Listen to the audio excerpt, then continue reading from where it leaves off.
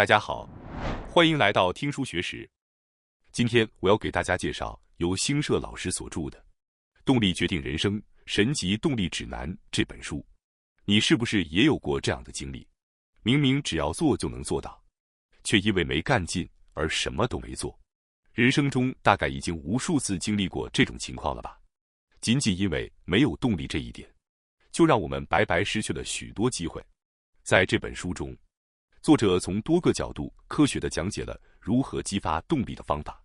也许你现在之所以提不起劲，只是因为你还不知道正确的激发方法，或者你用的提起干劲的方法并不适合你自己。如果你也曾想过，我想重新开始人生，我想从现在开始重燃干劲，提升动力，改变人生，请一定看到最后。今天视频的内容包括以下3个部分：第一，现有的激励方法几乎全是错误的；第二，全新的动力常识，什么是差距动力；第三，让动力消失的3大陷阱。首先是第一部分，各位，当你想提升自己的干劲时，会做什么呢？特别是先随便开始一点点的做法，近年来在各种地方被推荐，被视为最新的激励方法。相信很多人都尝试过。动力提升的方法，如果有一个适合你的，你只要持续实践它就够了，根本不需要再去寻找新的方法。可为什么你明知道行动就能带来干劲，却依然动不起来，还在寻找答案？那是因为你无法迈出那个让自己行动起来的第一步。换句话说，你缺乏让自己行动起来的干劲。确实，有些人只要先动手就能自然地进入状态，但更多的人做不到。正因为如此，这类激励视频才会不断有人观看。那么，对于那些用传统方法提不起干劲的人来说，该怎么办呢？其实，动力分为3种类型：高能动力、行动动力、差距动力。接下来我们将逐一说明。首先是第一种高能动力，这是最常见的方式，也就是靠气势提起干劲的方法。其实，这种方法虽然看起来最常见、最直接，但却是最危险的一种方法，而且很多人都在不知不觉中依赖它。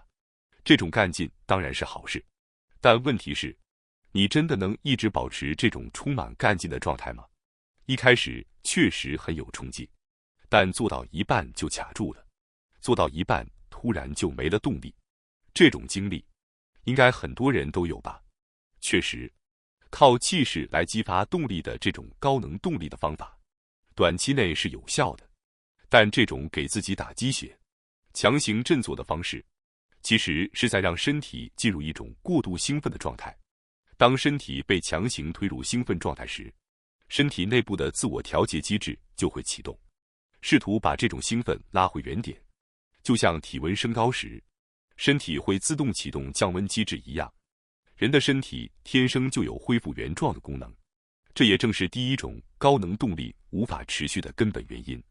提升的越高，掉得越快。所以，不要轻易把干劲推到极限，请务必把这句话记在心里。接下来，我们进入第二种动力，行动动力。这一种的核心理念是，不是因为有干劲才开始行动，而是因为开始行动，干劲才会出现。这就是近来很常听到的那句：先动起来，就会有干劲。不过，正如刚才提到的，你之所以困扰，正是因为连最初那一步都迈不出去。如果动起来就会有干劲，这句话真的能让人动起来，那一开始就不会有提不起劲的问题了。你之所以困扰，就是因为根本动不起来，结果别人又对你说，想动起来就先动，这不是陷入死循环了吗？这种感觉谁都会有。不过，从科学角度来看，这种行动带来干劲的方法确实是正确的。你听说过大脑中的杏仁核吗？它掌管情绪记忆，对喜欢讨厌等感情判断起着重要作用。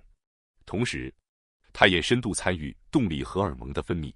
研究发现，杏仁核在我们采取行动时会被刺激，进而分泌干劲荷尔蒙。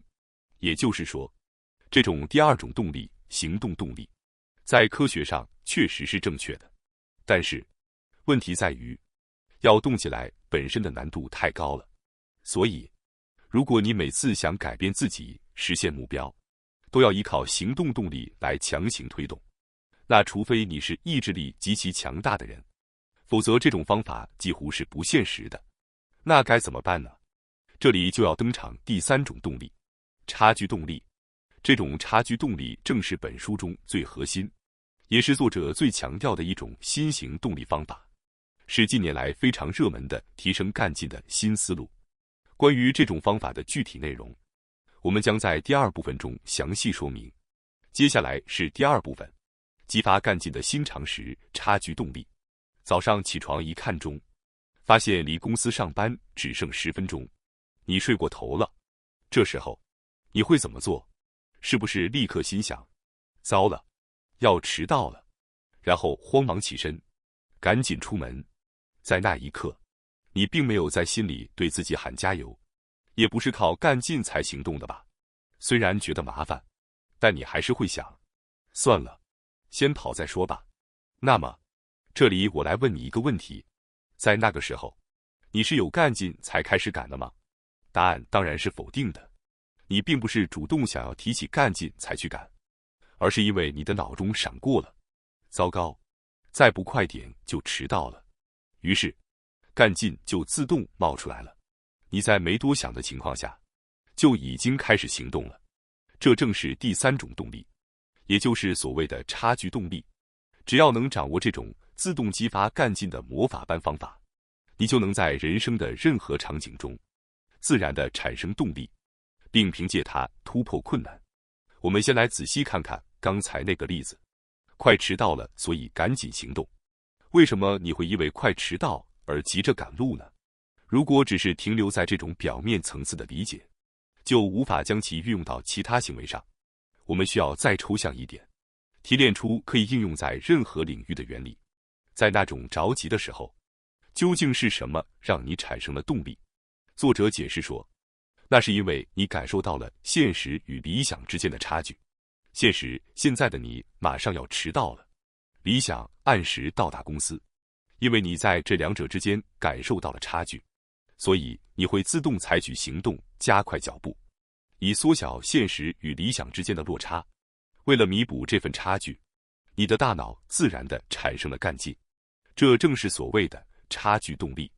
也就是说，这和有没有干劲无关，而是一旦感受到差距，人就会不由自主地行动起来。我们人类是一种奇妙的生物，当大脑感受到差距时，无论意志如何，大脑都会自动启动动力系统，促使我们采取行动去弥补它。理解到这里，你大概开始明白了吧？激发干劲的，其实不是你自己，而是你的大脑。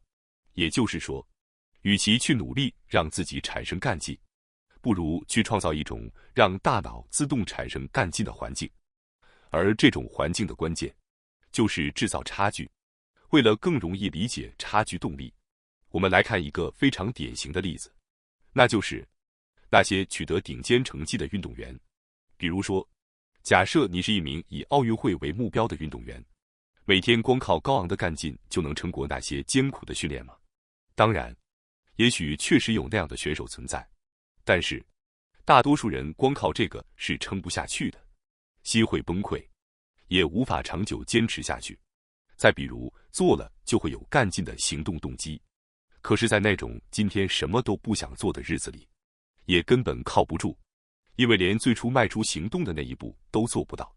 那么，当最初的干劲也消失，连行动的力气都没有时，那些顶尖运动员是如何重新找回动力的呢？这时，他们所运用的就是差距。现实是每天无精打采，提不起去训练的劲；理想是4年后的奥运会上，自己站在领奖台上拿下金牌。这之间有着巨大的差距。正因为如此，大脑会自动产生必须去训练，否则不可能拿到金牌的信号。于是身体自然地被驱动，开始去训练。而一旦开始训练，即便只是一点点，之前提到的行动动机也会随之启动，让你越做越有干劲。所以，你需要做的事情其实只有一个，那就是创造理想与现实之间的差距。但这事可不是谁都能马上做到的。比如，我要赚几亿，过上财富自由的生活，这样空洞的理想根本激不起任何动力。要从理想与现实的差距中引出动力，其实是有技巧的。更准确地说，理想的设定方式才是关键。接下来会详细介绍这个理想的打造配方，希望你能多次复习，掌握到可以立刻实践的程度，真正理解并运用差距动机。首先，请回想一下，你是否曾有过因为差距动机而自然行动，不知不觉就沉浸其中的经验？比如，今天是家人的生日，要早点回家庆祝，这么想着，结果发现工作效率特别高，真的早早下班回了家。其实全都是大脑自动激发干劲的，差距动机在起作用，能随心所欲地激发这种自动干劲，是不是觉得非常方便，像魔法一样？那么接下来，就让我们来学习这个魔法般的方法——理想的设定配方。不过，这里说的理想，并不是那种模糊不清，像梦想一样的东西。在本书中，理想其实被换成了一个更具体的词，那就是记忆，未来记忆。那并不是单纯的记忆。在差距动机中，所谓的理想，其实是由未来记忆和过去记忆这两种记忆构成的。接下来我会用简单易懂的方式为你解释。首先，请记住这一点：弥合理想与现实的差距，其实也可以理解为弥合理想未来记忆与现实的差距，以及弥合理想过去记忆与现实的差距。那么接下来，就让我们来详细看看这两个概念：未来记忆和过去记忆。未来记忆，一句话来说，未来记忆就是伴随着强烈情感的，对自己理想未来的生动想象。我们平常所说的理想，多数情况下指的就是这种未来记忆。我们的脑袋会在现在还没达到理想状态的现实，与自己已经达到理想状态、闪耀光彩的未来记忆之间产生一个差距。于是，大脑会为了填补这个差距，自动发出该行动起来的指令。结果就是，我们开始每天自主练习，努力不懈。这就是未来记忆驱动的动力机制。从脑科学、神经科学的角度来看，这与所谓的预测误差是同一个原理。当大脑预测的未来与现实存在落差时，它会主动促使我们去修正。在构建未来记忆时，最重要的要素是情感。前面也提到过，未来记忆并不是普通的未来预测或幻想，而是伴随着强烈情感的。我想成为这样的自己的生动未来画面，要做的就是多次、具体、反复的想象自己在什么样的地方，正在做什么，当时的心情是什么样的，身边有哪些人，他们对你说了什么，你在想什么，说什么。要真实、鲜明，带着感情的描绘这一切。你甚至可以把实现梦想的自己的照片合成出来，设置成手机锁屏。每次看到，每次强烈的想象时，让那份情感深深刻进心里，让它成为你行动的动力源泉。接下来是过去记忆，顾名思义，它指的是过去的自己的记忆。现实与过去的记忆之间的落差，同样可以成为差距动机产生的契机。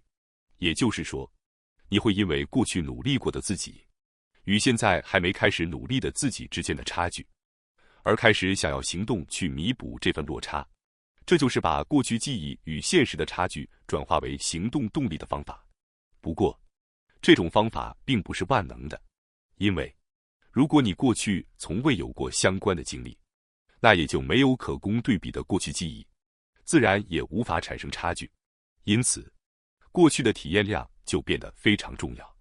经历的越多，可供大脑对比的记忆就越多，这样就能更容易地感受到差距，从而更容易启动差距动机，激发出新的行动能量。换句话说，体验越多的人，越能主动行动，也越能改变自己的人生。所以，请把这句话刻在心里，增加日常中的体验数量，这些体验可以是任何事情，比如试着挑战一种新的减肥方法，这就是一种体验，无论成功还是失败都没关系。相反，失败更有价值。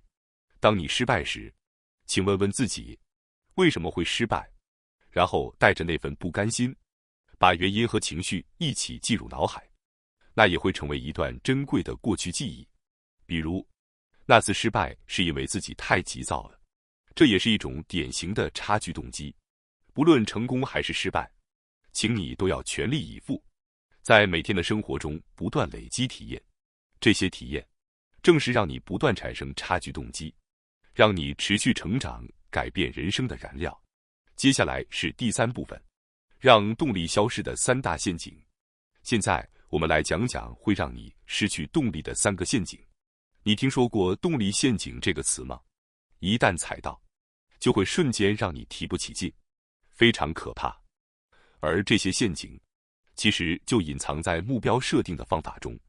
这3个分别是：1. 目标定得太高； 2. 目标太模糊； 3. 物质主义的目标设定。第一个陷阱，目标定得太高；第二个陷阱，目标太模糊。这2种陷阱，很多人应该多少听说过。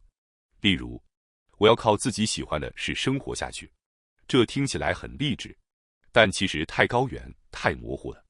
结果是你根本不知道该从哪里开始，也提不起劲去做。正确的做法是，要设定更具体而且能切实执行的目标。比如说，如果你的最终目标是靠喜欢的事生活，那首先，你得辞掉现在讨厌的公司。要能辞职，就得靠自己的力量赚钱。为此，你需要培养技能和建立人脉。而要培养技能、人脉，你得先明确自己将来要靠什么赚钱。为了弄清楚这点，就可以先读一些关于副业或自由职业的书。但如果你平时根本没有读书习惯，一下子要求自己每天读1本书，那肯定坚持不了。于是，你可以把目标改成每天先读10页关于副业或自由职业的书。这就是一个不会踩陷阱的目标设定方式。也就是说，要让目标具体、门槛低、容易想象出完成的样子，让目标看起来能做到。你的目标应该低到你一想到就能立刻浮现完成时的画面。另外，每天达成目标后，一定要记得夸奖自己，在那一刻，用情感去感受我今天也很努力，甚至举个拳头，摆个胜利姿势来庆祝一下，这样效果会更好。第3个陷阱，物质主义目标。不过，有时候即使目标设定的具体又现实，动力依然无法持续。那可能是因为你设定的目标太物质化了。那么，为什么以物质成果为目标，反而会成为动力陷阱呢？这是因为，当我们把经济成果或金钱数字当作目标时，心态更容易崩溃，中途停下来的风险也更高。科学研究已经证实了这一点。在美国的诺克斯大学，研究者请参与者设定自己的未来目标，结果，大家的目标设定大致分成了2组。第一组以金钱或物品等为目标，第二组以情感或意义等为目标。比如，我要赚1000万，这是物质目标；我要让100位顾客露出笑容，这是情感目标。两者的区别就在这里。第一组的目标是为了满足个人欲望或名誉而设定的，后者这一组重视情感的人与前者不同，他们希望通过为他人做出贡献这一过程，不仅让自己的内心得到满足，同时也达成目标数值。在这项研究中，研究人员在目标设定后的6个月、2年、12年，对这2组人的充实感与幸福感的变化进行了追踪调查。结果发现，最初那一组以金钱、物质或数字为目标的人，无论目标是否达成，他们的充实感与幸福感都下降了。也就是说，以金钱、物品、数字为目标的人，相当于踩中了动力陷阱，最终失去了干劲。另一方面，以希望对他人有帮助的心态来设定目标的那一组，随着时间的推移，他们的充实感与幸福感反而逐渐上升。这组人一旦设定了目标并开始行动，不仅没有中途失去动力，反而越做越有干劲，能够持续行动下去。如果把目标设定为金钱欲、物质欲或被赞扬等名誉欲，一旦目标没有达成，就很容易心灰意冷。但如果目标是想为他人做点贡献这样的情感性目标，即使没能完全实现，也会因为自己多少做出了贡献而感到内心充实。这种充实感会让人即便在目标未达成时，也能想着下次再努力，从而继续行动，最终实现持续成长。